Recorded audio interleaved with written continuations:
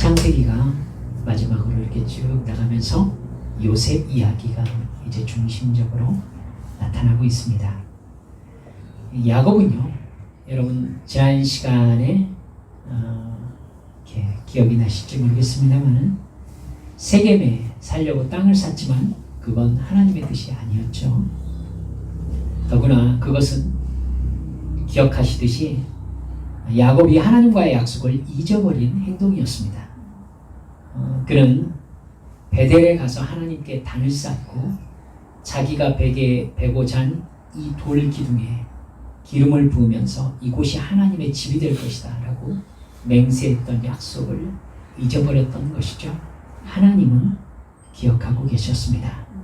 꼭 기억하셔야 돼요. 여러분, 우리가 어떤 상태에서 하나님께 이렇게 하겠다고 약속을 했든지 간에 우리는 잊어버릴 수 있지만 하나님은 절대로 잊어버리지 않으십니다. 여러분, 제가 감정에 막 푹 받쳐가지고 그냥 했던 소리예요. 여러분, 아니에요. 그거 아닙니다. 내가 성령의 감동하심이 있어서 하나님 앞에 이렇게 말씀드렸을 때 시간이 한참 지난 다음에 그때는 그런 말을 할 만한 감정 상태였던 거지 라고 생각이 될 때가 있습니다. 하지만 그건 절대로 내가 감정에 휘말려 가지고 그냥 할 수 있는 이야기가 아니라는 걸 잊지 마시기 바랍니다. 그때 나에게 역사하셨던 분은 성령님이시라는 것. 그래서 주의 이름으로 약속했던 걸 주님께서는 결단코 잊어버리지 않으신다는 것. 내가 그것을 잊어버렸을 때는 어떻게 되죠? 하나님이 반드시 그 자리로 데려다 놓으신다는 것. 잊지 마시기 바랍니다. 즉 그런 경우에 하나님은 그 사람이 하나님과의 약속을 기억하고 하나님의 뜻에 순종하도록 다시 이끌어 오시는 것입니다. 그 인도에는 분명히 하나님과의 약속을 잊어버린 채 자기 욕망으로 행동한 죄에 대한 징계가 포함되어 있습니다. 경험하셨을 거예요. 따라서 하나님이 우리를 죄에서 끄집어내셔서 하나님과의 약속으로 돌이키시는 역사하심 안에는요, 우리의 고통이 포함되어 있습니다. 그러나 그 고통은 하나님의 은혜라는 걸 기억하시길 바라요. 무엇이 죄인지, 무엇이 하나님의 뜻인지를 깨닫고 우리의 관심을 하나님께로 집중시키기 위한 하나님의 역사인 것입니다. 그렇게 죄에서 빠져나와 하나님의 뜻 가운데로 돌아와서 과거를 생각해 보면 우리는 어쩐지 이러면서 나에게 왜 그런 일이 일어났는지를 그제서야 깨닫게 됩니다. 아마도 야곱은 베델로 올라가면서 자기에게 그동안 일어났던 이 일이 왜 그런 식으로 흘러갔는지를 깨닫게 되었을 것입니다. 똑같이 우리도 왜 그 사람이 그때 나타났고 왜 그 사람과 그런 관계를 맺게 되었으며 왜 그 일을 통해 나의 어떤 죄성이 드러났는지를 하나님을 다시 만났을 때 천천히 드러나는 거예요. 그 일을 통해서 하나님께서 나를 이쪽으로 이끌어가고 계시는구나 라고 내가 무엇이 변화해야 되는지를 깨닫게 되는 것입니다. 세겜에서 어쩔 줄 모르는 상황에 몰린 야곱에게 하나님은 에서와 아버지 이삭을 떠날 때 하나님을 만났던 베델로 가서 하나님께 제단을 쌓아라 이렇게 말씀하셨습니다. 야곱에게 새로 산 땅을 포기하라고 하신 거죠. 포기하라고 하신 거예요. 뿐만 아니라 그 일로 세겜성 근처에서 동맹한 성읍들이 야곱의 가족에게 복수하기 위해 찾아올 수 있는 위험이 있는데 그 위험을 감수하라고 말씀하신 거예요. 그 위험을 두려워하지 말고 그냥 떠나라고 하신 거죠. 여러분, 하나님의 말씀에 순종하는 데 따르는 리스크는 하나님이 책임지십니다. 아멘. 꼭 기억하세요. 하나님의 음성을 순종하기 위해서 내가 무언가를 포기해야 될 때 여러분 그걸 과감하게 포기할 수 있어야 우리는 순종할 수 있어요. 그래야 그 뒤에 하나님께서 나에게 주실 수 있는 축복의 잔을 가지게 되는 것입니다. 외삼촌 라반을 야곱이 하나님의 말씀만 듣고 떠나왔었죠. 여러분, 그때도 대단히 위험했었어요.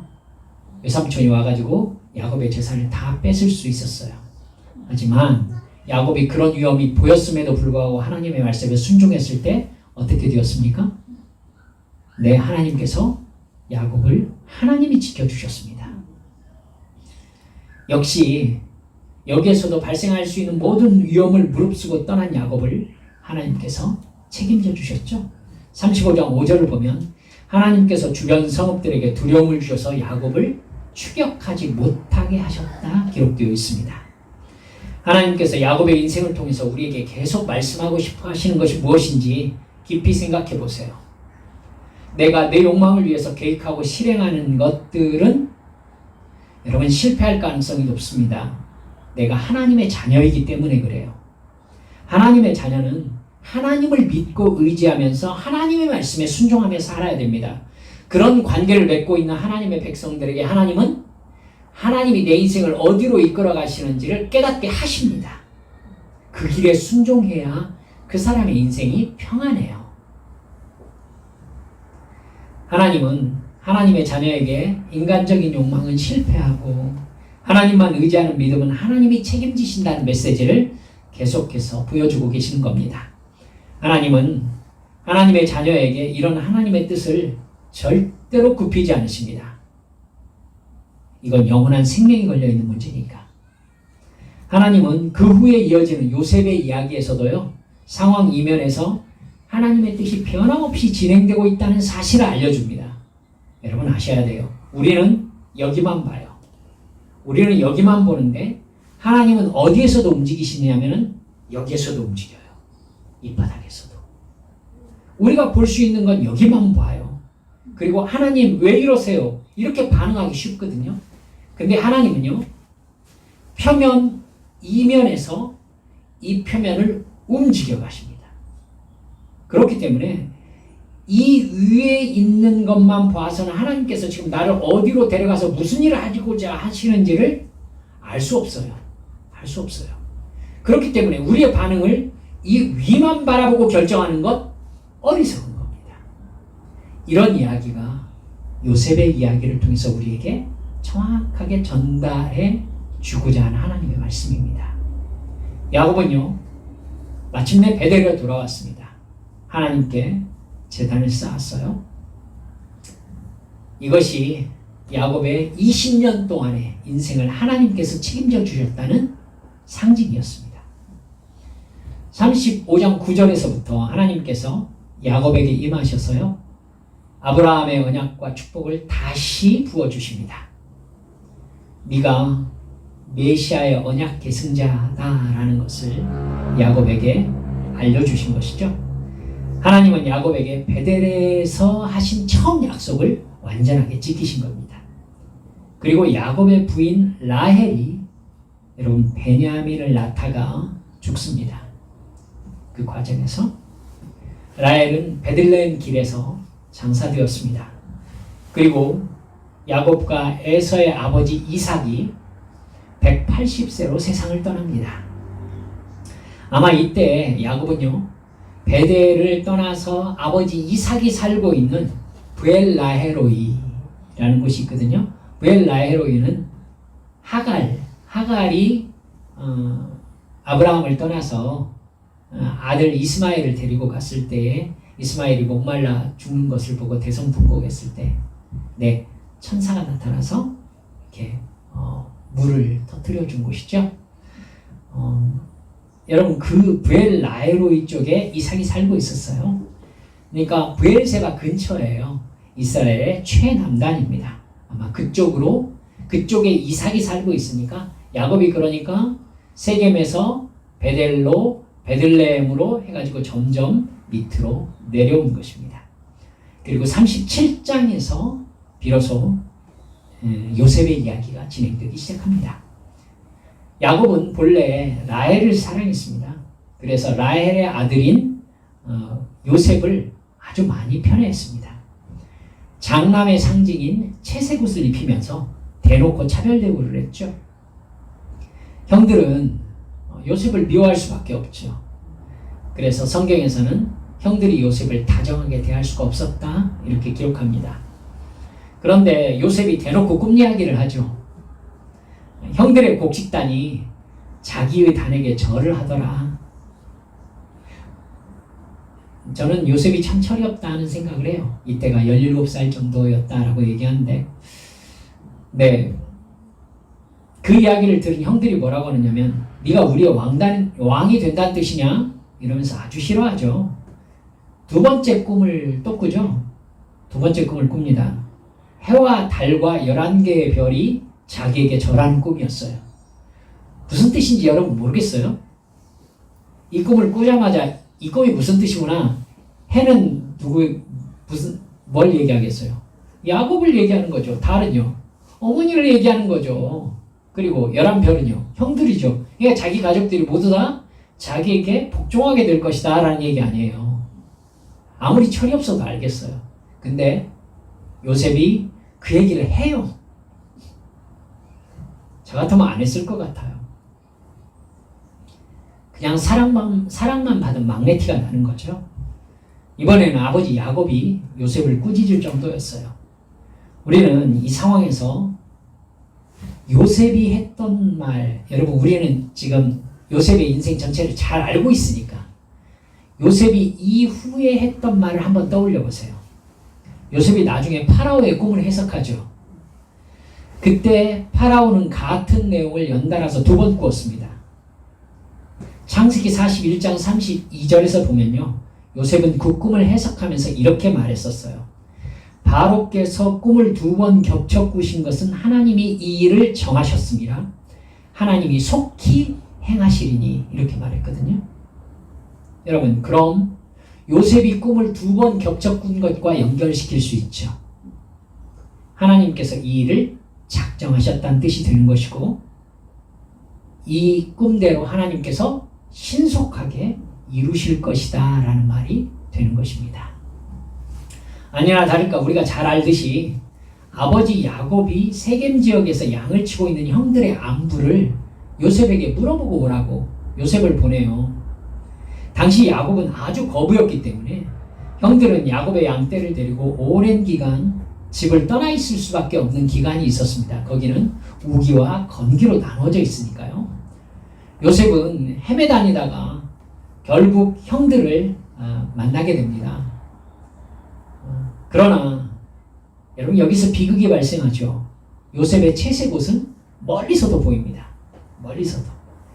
그러니까 형들은 이게 탁 트여진 초원에서 채색 옷이 오고 있어요. 자기들에게. 요셉이구나 금방 알아보았던 거죠. 아버지가 없는 이 상황을 이용해서 형들은 평소에 요셉에게 품고 있었던 이 화나는 마음, 이걸 드러냅니다. 요셉을 죽여버리자. 요셉을 죽여서 구덩이에 던져버리자.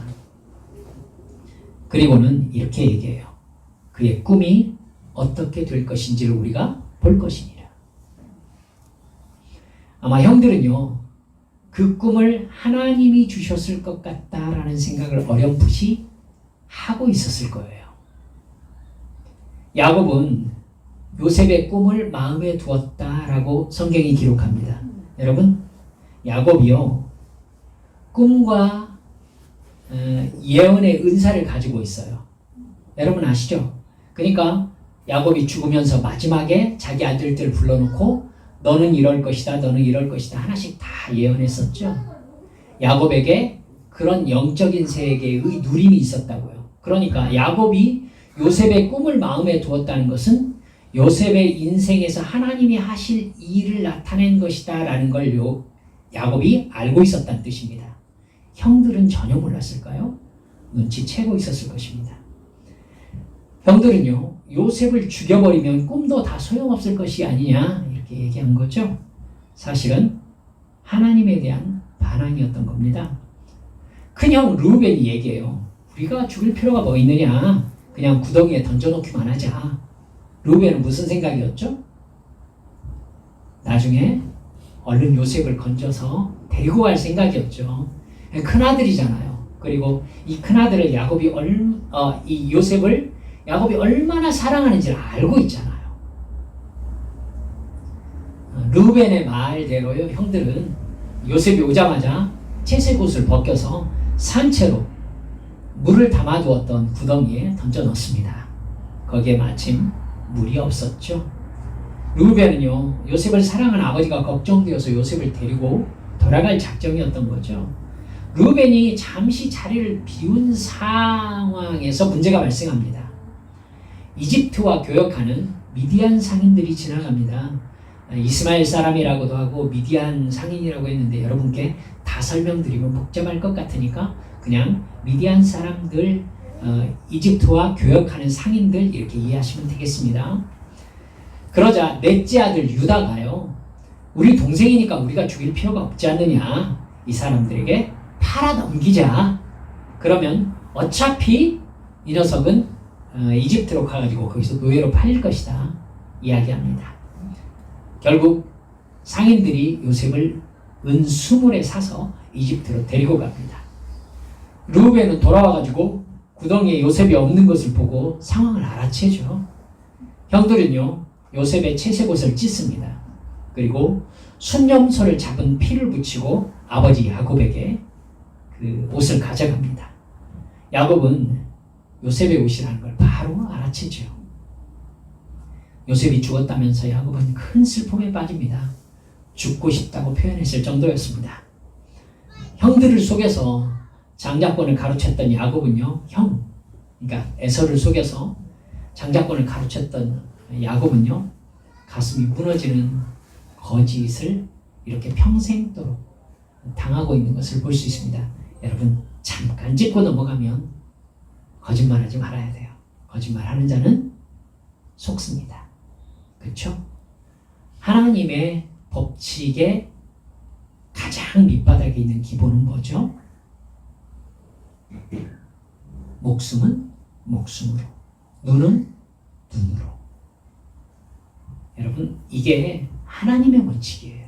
하나님의 원칙이에요. 그러니까 하나님께서 행하시는 가장 기본적인 원칙 안에는 내가 했던 잘못은 내가 거두게 되어 있습니다.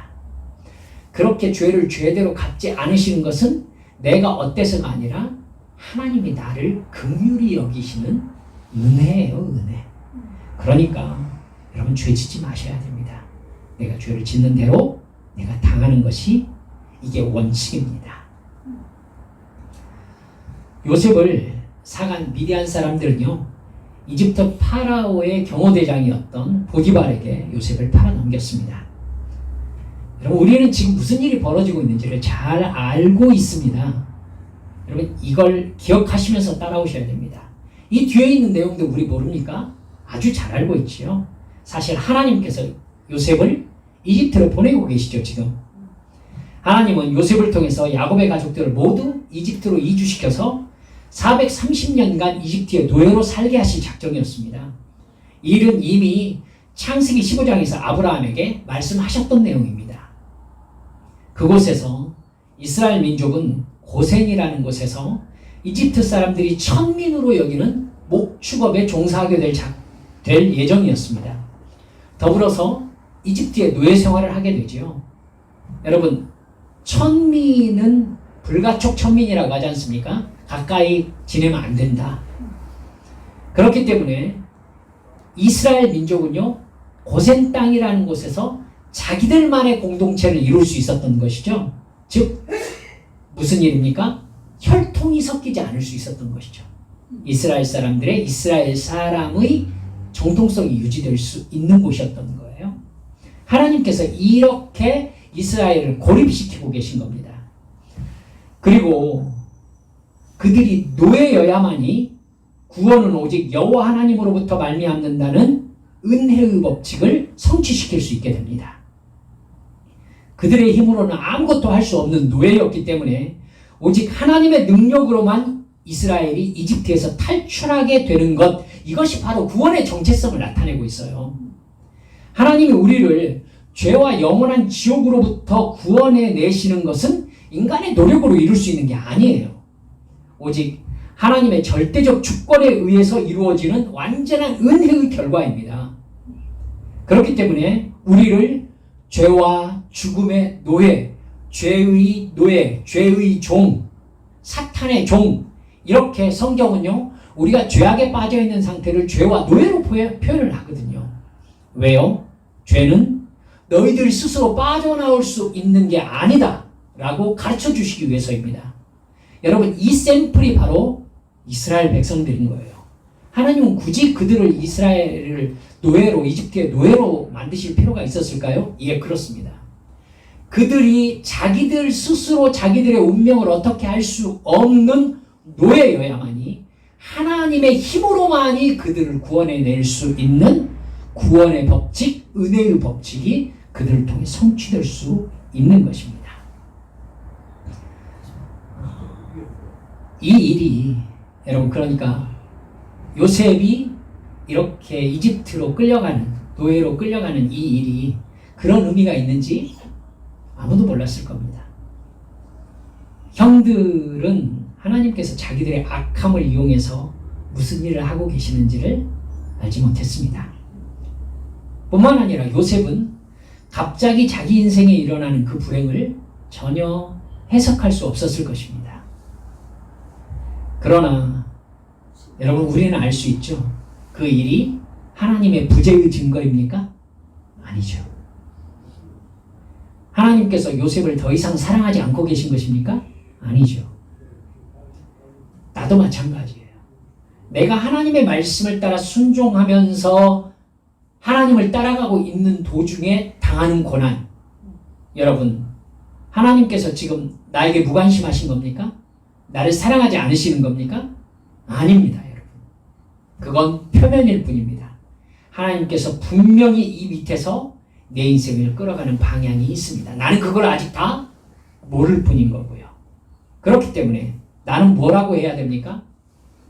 주여, 영광을 받으시옵소서. 저는 오직 하나님의 은혜의 법칙이 저에게 적용될 것을 믿습니다. 이 자세가 바로 믿음의 자세인 것이죠.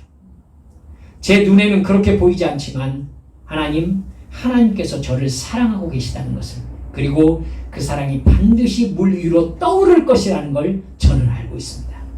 그래서 저는 비록 제 눈에 그렇게 보이지 않아도 나를 사랑하신 하나님, 나를 구원하실 주님을 찬양할 것입니다. 여러분, 이 믿음이 우리 모두에게 있으시길 주님의 이름으로 축원합니다. 요셉은 하나님의 부재를 느꼈을지도 모릅니다.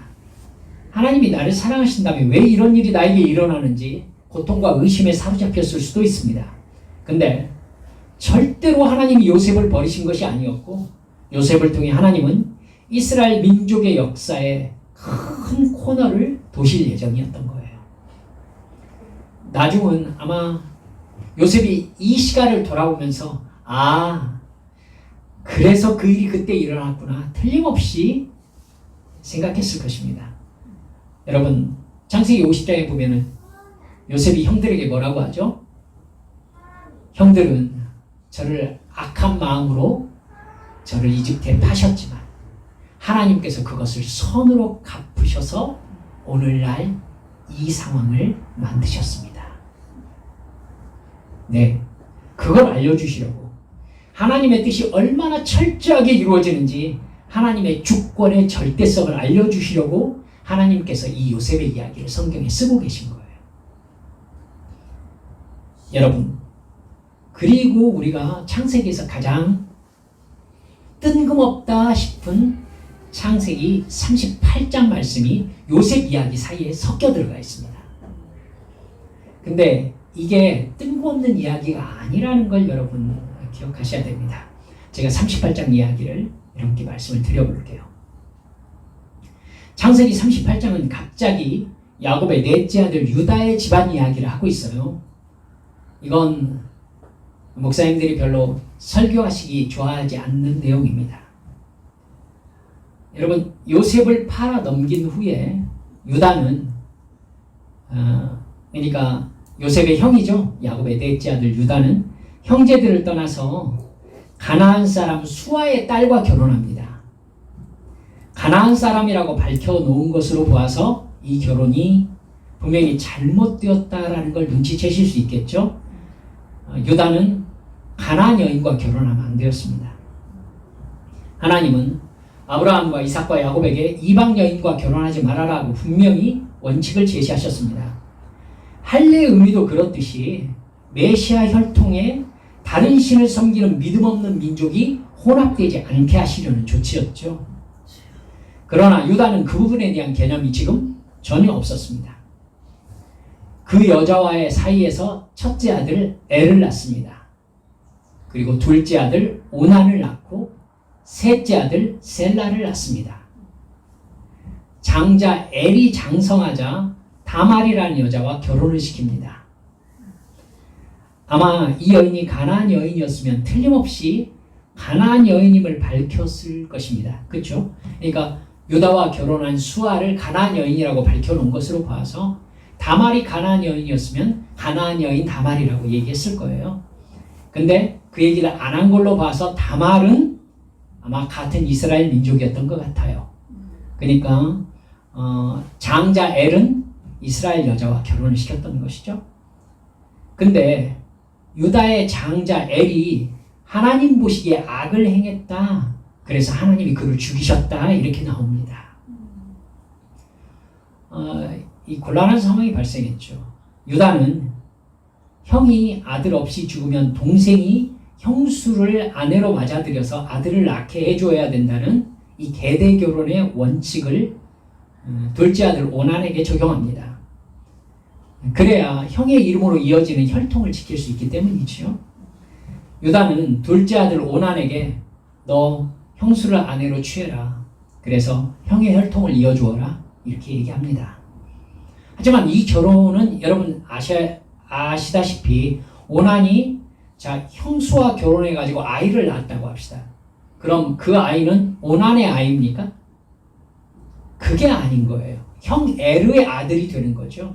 그래서 형 엘의 후손으로서 이렇게 혈통이 이어지는 겁니다. 이게 계대결혼이거든요. 그럼 오난에게는 씨를 뿌려주는 것 외에는 아무도 또 돌아오는 게 없잖아요.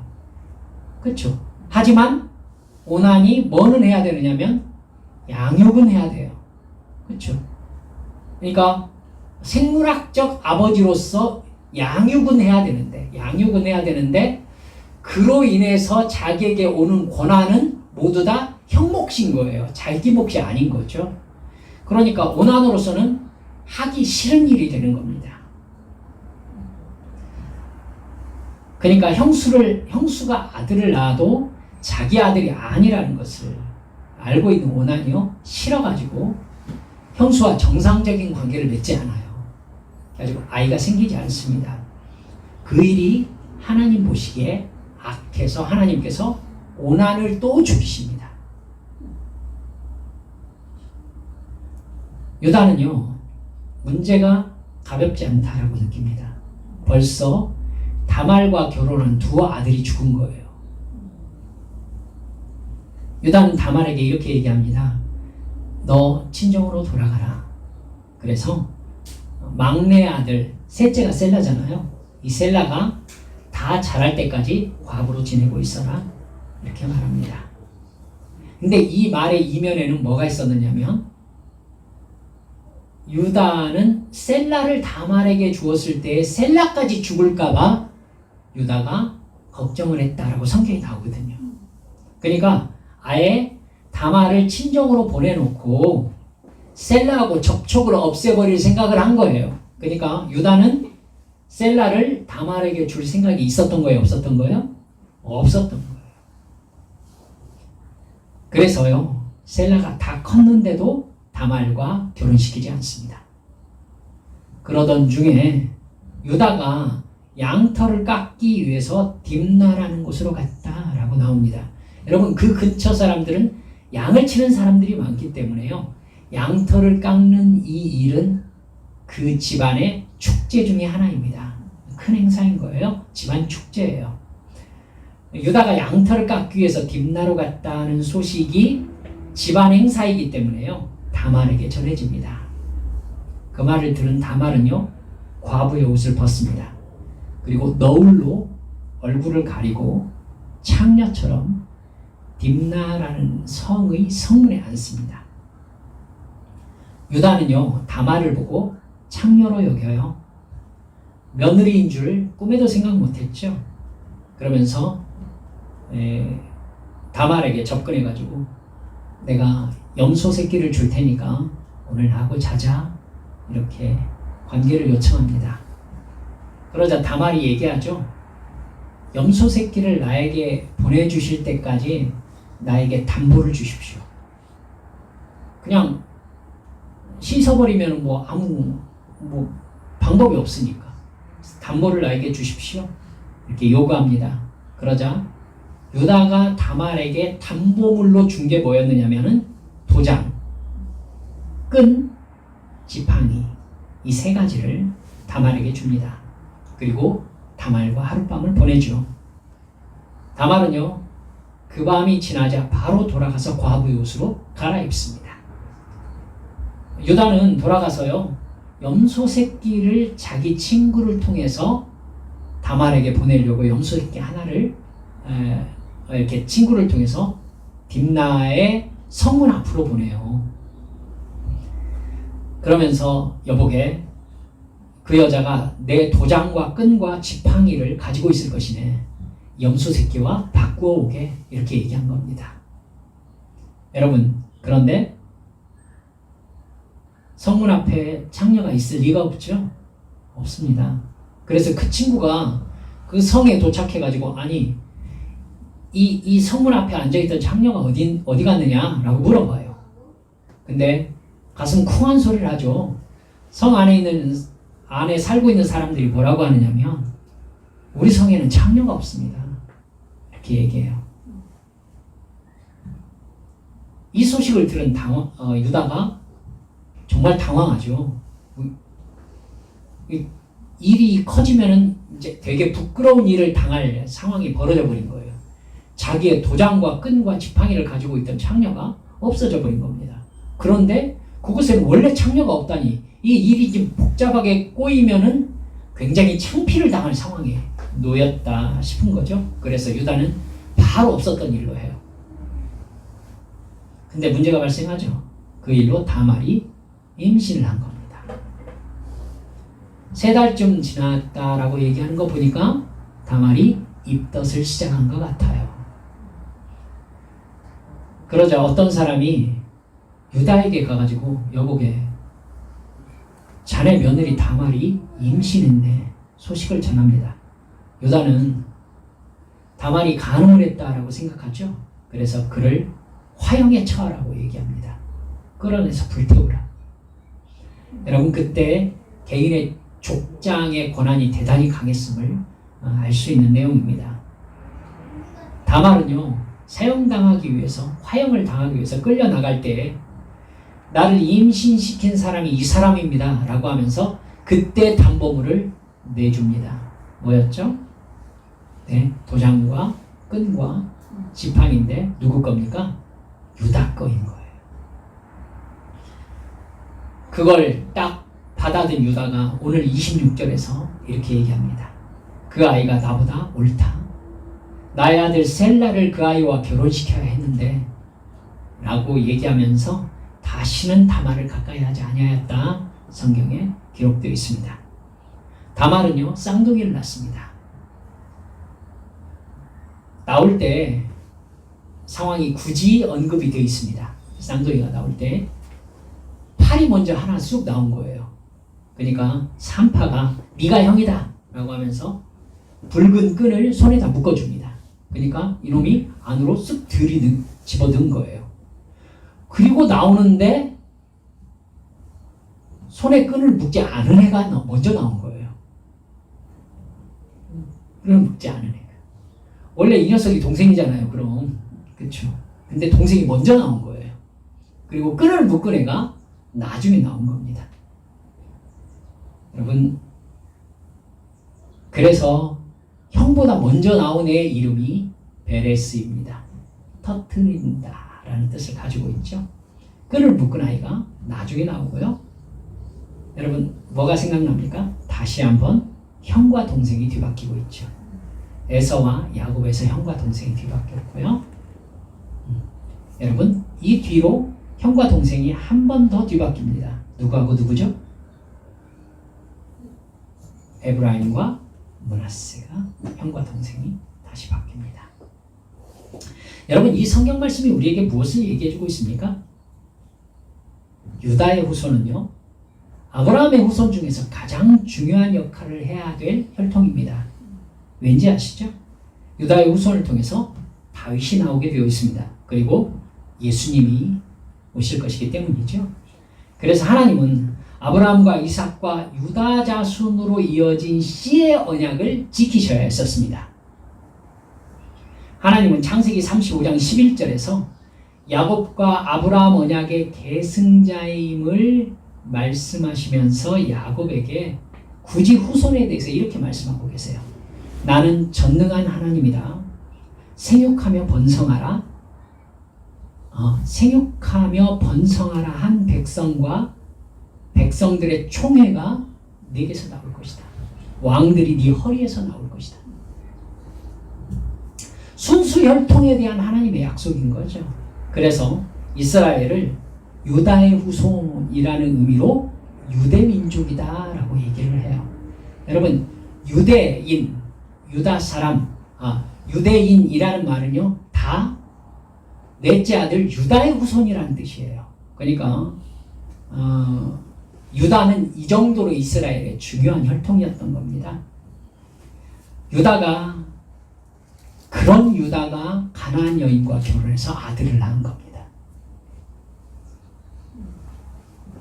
그럼 하나님께서 그 가나안 여인의 후손을 통해서 메시아 혈통을 이어가실까요?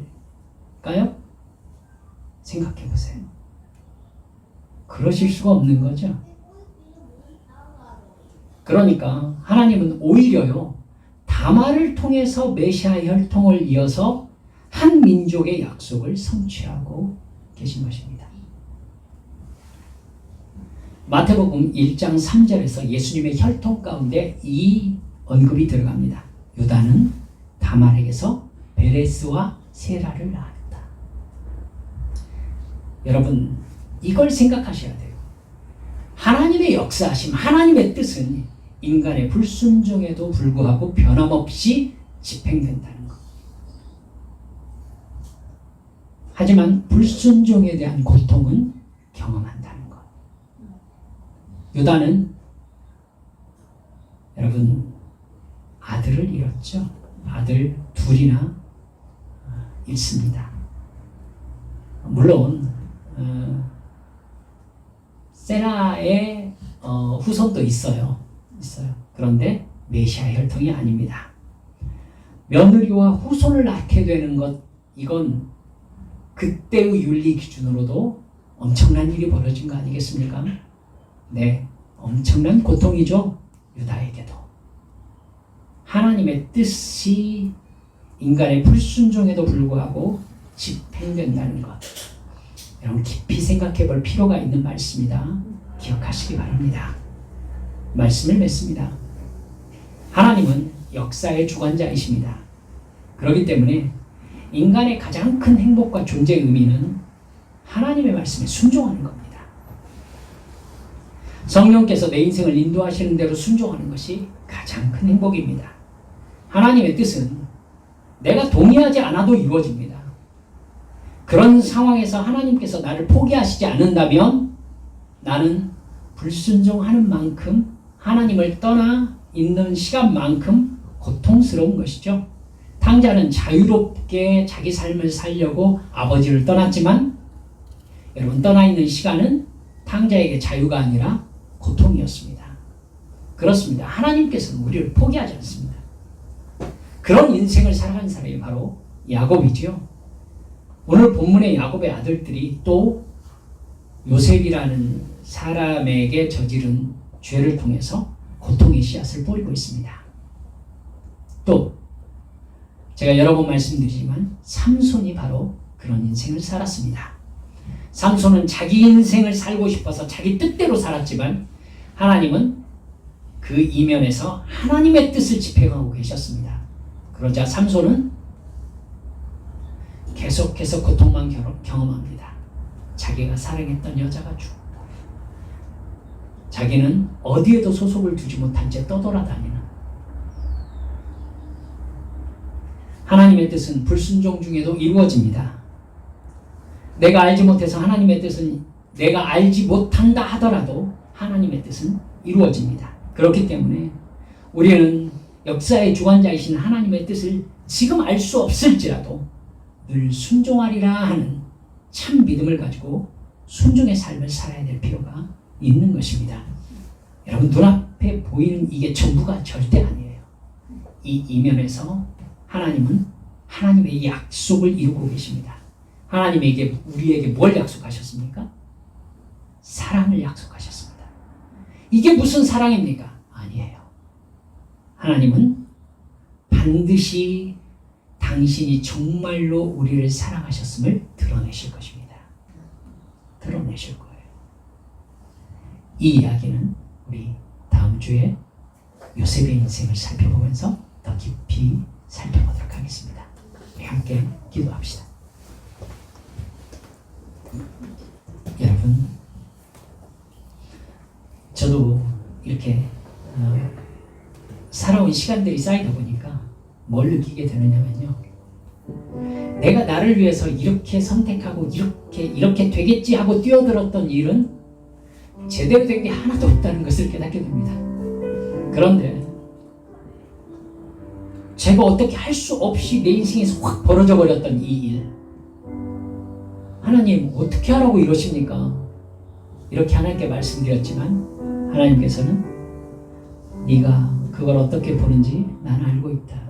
하지만 나는 너에게 이걸 묻고 싶다. 그 상황 속에서도 너는 나를 사랑하고 있느냐?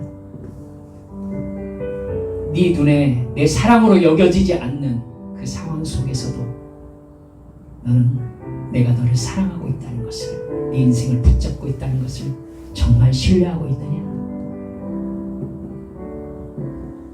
여러분, 그때 우리 모두 네 주님 그렇습니다, 이렇게 말씀드립시다. 그래서 그래, 네가 그렇게 네 믿음을 고백했으니 내가 네 믿음대로 이루어주리라. 이렇게 하나님과 관계를 맺어가는 것이 우리 믿음의 삶의 삶인 것입니다. 여러분, 이 시간 기도하시면서 주여, 내 눈에 어떻게 보인다 하더라도 나를 향한 하나님의 사랑의 뜻은 결코 흔들림 없이 성취되는 중이라는 것을 의심 없이 믿고 주님과 뒤따라갈 수 있는 믿음을 내 안에 새롭게 해주시옵소서. 함께 동성으로 기도하시겠습니다. 기도합니다.